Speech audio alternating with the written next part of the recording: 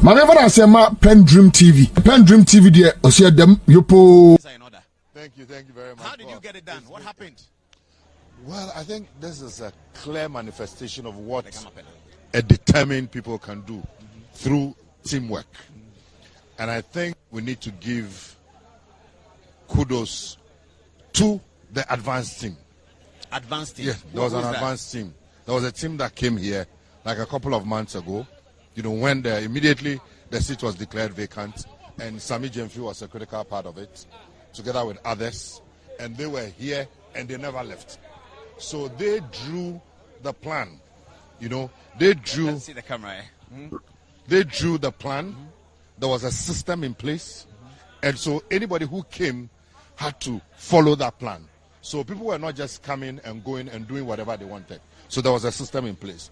And then the entire national executives, led by chairman, the general secretary, they mobilized all the executives from the national level, regional level, some constituencies, and then the flag bearer. The flag bearer was here twice. And the running mate. Yes, and the running mate. The running mate actually based here for a number of days. I said running mate for a reason, and you've repeated it, running mate. Do we have a running mate? The running mate for 2020.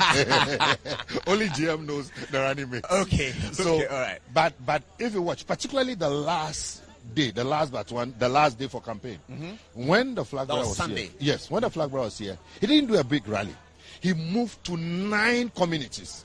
Community to community to community. Usually had a big rally. They had a big rally. In the past, would have had a big rally.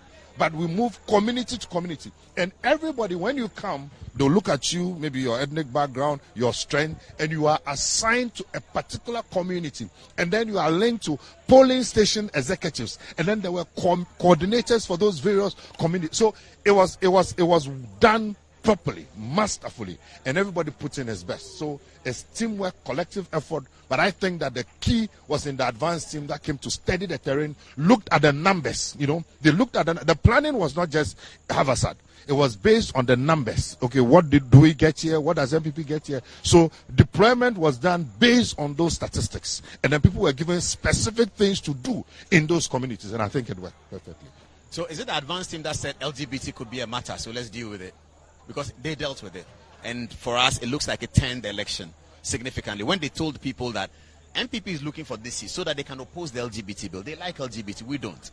And that's it wasn't the main thrust of our campaign. It wasn't. It wasn't presented as a main thrust. It wasn't. We going around and look like people were saying evidently,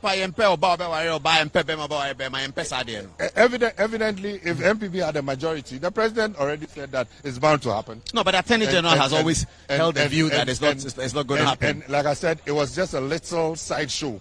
The main. It wasn't little. It wasn't. If you look at the info analytics, you didn't hear our flag bearer or anybody like that. But that's why I think NDC is clever. It wasn't said by flag bearer. Atu Forson said some of it. Other people said some of it.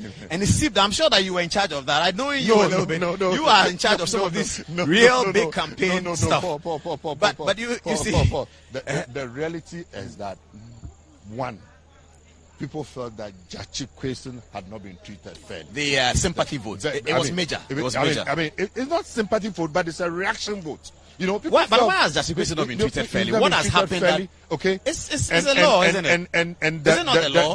The law is being abused. Yeah, look at the president, attorney general, somebody who is in court. Ordinarily, he should be cited for contempt. Who? If any ordinary citizen does that, he will be cited for contempt. What? The president stood on platform and said that the man is going to jail. They shouldn't vote for somebody going to jail. Is he the prosecutor?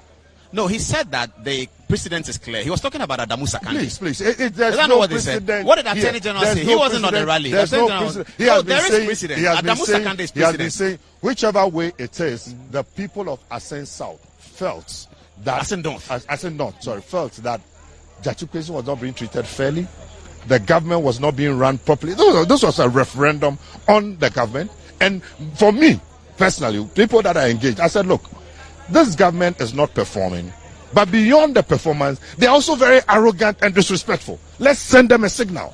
Very, very arrogant and disrespectful. They treat the people of Ghana with contempt. How does arrogance manifest? Arrogance is like an aroma. When somebody flatulates, you don't see it, but you can smell it. So their body language is arrogant.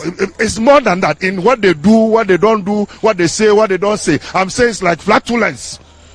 You don't see it, but you smell it. It stinks to the high heavens. For me, that is what annoys me. Granted that we are in difficulties and there's been difficulties and all that, there's a certain posture, that the government will take that will make people feel that, this government is sensitive to the people and all that. But they treat everybody with contempt, like, we don't care who. So this is a referendum. There are lessons. Could this get I asked that question of your Deputy General Secretary, Mustafa. Could this get the NPP to sit up? And therefore, it may not be good for the NDC in 2024? For me, I think it's too late. Too late? I think so. Okay. However, I caution, we cannot afford to be complacent. We cannot afford to be complacent. They've been wounded. They know their backs are against the wall, and they will do anything. But again, this election has shown that it's irrespective of what you do, the power of the people is stronger than the people in power. They did everything. Oh, so that again is interesting. The power of the people is stronger than the people in power. Yeah, they are in power, so they think they have power, they have money, they have resources. I heard you bantering with Adekoka whether resources were shared or not. I was given a particular zone. I didn't share anything. You didn't give 20 cedis? No, I didn't share anything. Why? Well, I didn't have anything. I wasn't sent to go and share. But the people were supposed to go on the farm. You said they should come and vote. You won't give them money? I was sent to go and speak to the people. And indeed, okay, so you didn't share the money, somebody else did. I said I was in charge, my zone. Nobody shared any money, as far as I'm concerned. Okay, so you didn't give them water to drink. We gave our agents water and food. Okay. More importantly, okay. So they are the ones who know what is happening in the country, and they have made a decision. This is a decisive victory. It's a signal. And I believe that if we build on this foundation, if we draw useful lessons from this, and we build the systems going into 2024, I bet you what happened today in Assin North is going to happen countrywide. There's something that happened that impressed me that only people like you will understand, and it's not about NDC or MPP. It's about Ghana's democracy. I saw an election, which we didn't used to see before, where the opposition is as well resourced. Maybe government will have more, but the opposition was I was happy to see that.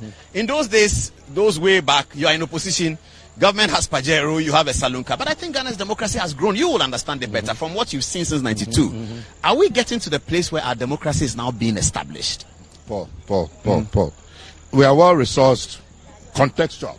Okay? Yeah, the opposition was well resourced. Because we've been in government, so yes, if I have a Land Cruiser, when I'm coming, I won't bring a bicycle. Yes, right? absolutely. That's what the opposition seems well resourced. So that it's getting balanced now. No. You see, this is a very clever way of trying to downplay the abuse of incumbency. The government abused incumbency. You know, that's one of my pet. Yeah, but there was equal Land Cruiser here. It wasn't equal. How many did you have? How many did they have? If you had 20, they had 21. It's not about Land Cruisers. Well, they're talking about the impression of government. The resources available. Let's even assume. Let me take it from your premise. Yeah. That we had equal Land Cruisers. Yes. What about the fuel? Did they buy fuel? No, they didn't. Yes. You bought your own fuel themselves. Yeah, but you were able to buy your own fuel. The state funds. Okay. Maybe I don't know what money they used to buy their fuel, but you were able to buy your fuel. Conveniently. I wasn't there. Of course, you and I were not there. Like your friend Baumia. Baumia is a good guy. Isn't he a good guy? Ridiculous. I can't even lay blocks. I was there. I've seen that video. But why are you sharing that video? I'm a member of the board of trustees. I saw that video. You couldn't lay blocks. I don't understand that. How could he lay blocks? I was standing there with who was he and Daggy what milks, isn't it? Yes. I've seen the video. And I was there with Sam George, and I said, and we told him, we said, you said you were used to do what? Pong pong. Yes, you can't even hold block. I say pong pong. Anyway, back to more serious issues. I'm saying that.